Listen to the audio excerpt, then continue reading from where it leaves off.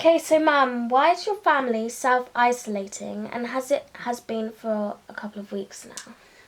So we've been self-isolating because my daughter Sienna has sickle cell anemia, and she falls in the government's list of people that are high risk with the COVID-19 virus.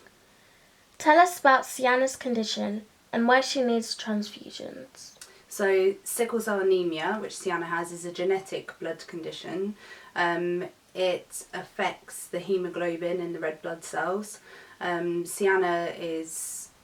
a lot of complications with sickle cell, and one of them was Sienna was having issues with an enlarged spleen, so had her spleen removed in 2017. We've been self-isolating for the last 2 weeks, just because Sienna was in the high risk category, but also I was really concerned about her well-being, and took the decision to keep her at home, where we could try and keep her as safe as possible. Why is it so important blood donations continue?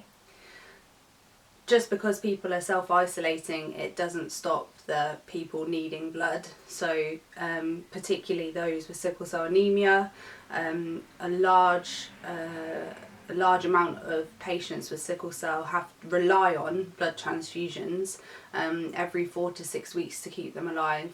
And with people now self-isolating, nobody's donating, and it is crucial to keep those people alive, not just for sickle cell, but other circumstances where people need blood.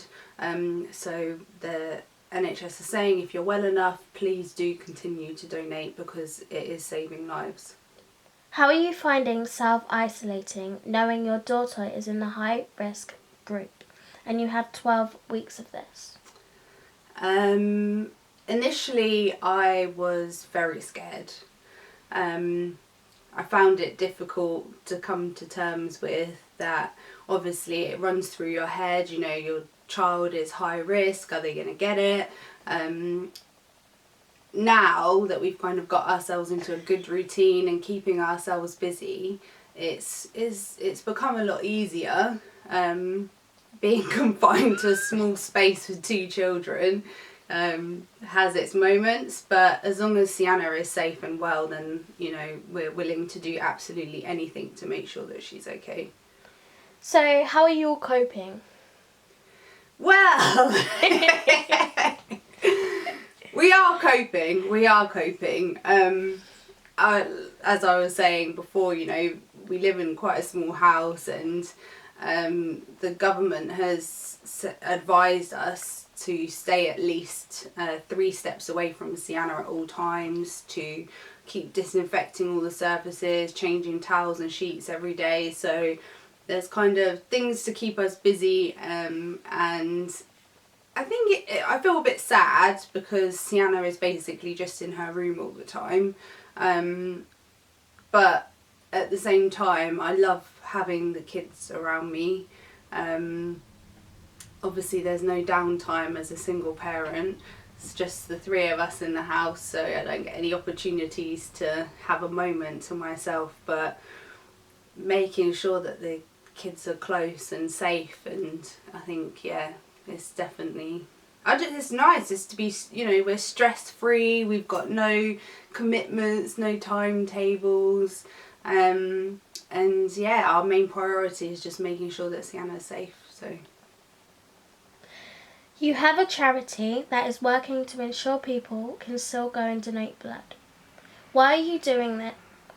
What are you doing as a charity to encourage people to still donate at a time like this?